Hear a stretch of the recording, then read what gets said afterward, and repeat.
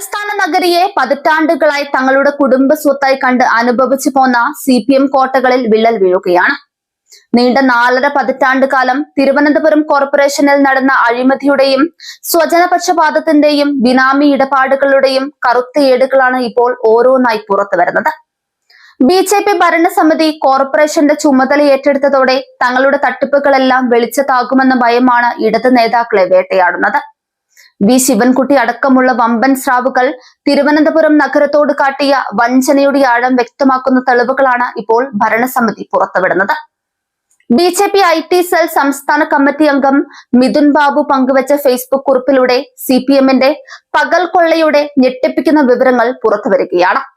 Commission അടിച്ചും ബിനാമി പേരുകളിൽ കെട്ടിടങ്ങൾ വാടകയ്ക്ക് നൽകിയും പാർട്ടിയുടെ ഖജനാവ് നിറച്ചിരുന്നവർക്ക് വെറും 4 മാസം മുൻപ് ആ വരുമാന മാർഗം നഷ്ടപ്പെട്ടതിന്റെ ഹാലിളക്കമാണ് ഇപ്പോൾ കാണുന്നതെന്ന് മിഥുൻ ബാബു പരിഹസിക്കുകയാണ്. 400 രൂപ മാത്രം വാടകയുള്ള നിലവിളക്കിന് 6000 രൂപ വാടക നൽകിയ ഇടത് ഭരണസമിതിയുടെ നടപടി മാത്രം അറിഞ്ഞാൽ മതി അവർ നടത്തിയ അഴിമതിയുടെ ആഴം വ്യക്തമാക്കാൻ. നഗരമധ്യത്തിലെ കോർപ്പറേഷൻ കെട്ടിടങ്ങൾ സ്വന്തം ബിനാമികൾക്ക് തുച്ഛമായ തുകയ്ക്ക് വാടകയ്ക്ക് നൽകി ലക്ഷങ്ങളാണ് ഇവർ കീശയിലാക്കിയത്. ഈ അഴിമതി കോട്ടകൾ ഓരോന്നായി പൊളിച്ചടുക്കുകയാണ് പുതിയ BJP ഭരണസമിതി. നഗരസഭയുടെ സ്വത്തായ പുത്തരിക്കണ്ടം മൈതാനം പോലും അഴിമതിക്ക് കരുവാക്കി. വരാനിരിക്കുന്ന 2026 ഓണക്കാലത്ത് തിരുവനന്തപുരം കോർപ്പറേഷന്റെ കീഴിലുള്ള പുത്തരിക്കണ്ടം മൈതാനം 2025 ഇടത് ഭരണസമിതി അന്ന് വാടകയ്ക്ക് നൽകി, അതും തുച്ഛമായ തുകയ്ക്ക്. ഓണക്കാലത്ത് പുത്തരിക്കണ്ടം മൈതാനം പോലുള്ള സ്ഥലം വൻ തുക നൽകിയെടുക്കാൻ നിരവധി പേർ ഉണ്ടാകുമെന്നത് സത്യമാണ്. അപ്പോൾ കോർപ്പറേഷന്റെ നഷ്ടം ആരുടെ ലാഭമാണ് എന്നതും ചിന്തിക്കേണ്ട കാര്യമാണ്. അങ്ങനെ നിരവധി ഇടപാടുകളാണ് വർഷങ്ങളായി ചിലരുടെ കീശ നിറയ്ക്കാൻ വേണ്ടി മാത്രം തിരുവനന്തപുരത്ത് നടത്തിയത്. നഗരസഭയ്ക്ക് വൻ സാമ്പത്തിക നഷ്ടമുണ്ടാക്കാനാണ് പഴയ ഇടത് ഭരണസമിതി ശ്രമിച്ചത്.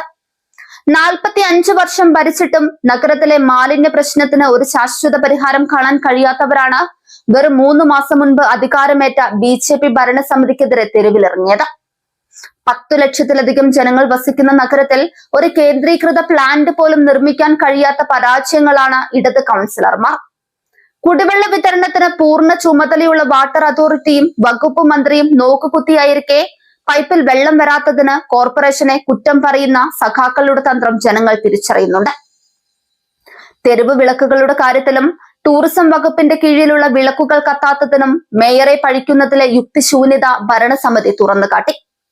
പെരുമാറ്റച്ചട്ടം നിലവിലുള്ളതിനാൽ മെയ് 4 ശേഷം മാത്രമേ പുതിയ ടെൻഡർ നടപടികളിലേക്ക് കടക്കാൻ സാധിക്കൂ എന്ന യാഥാർത്ഥ്യം മറച്ചുവെച്ചാണ് CPM വ്യാജ പ്രചാരണം നടത്തുന്നത്. കോർപ്പറേഷൻ ഭരണത്തിലൂടെ പടുത്തുയർത്തിയ അഴിമതി സാമ്രാജ്യം തകരുന്നതിന്റെ അസ്വസ്ഥതയാണ് ഇടത് നേതാക്കളിൽ നിലവിൽ പ്രകടമാകുന്നത്. ഓരോ ഫയലുകളും പരിശോധിക്കുമ്പോൾ പുറത്തുവരുന്ന അഴിമതി കഥകൾ വിരൽ ചൂണ്ടുന്നത് മുൻ ഭരണാധികാരികളിലേക്കാണ്.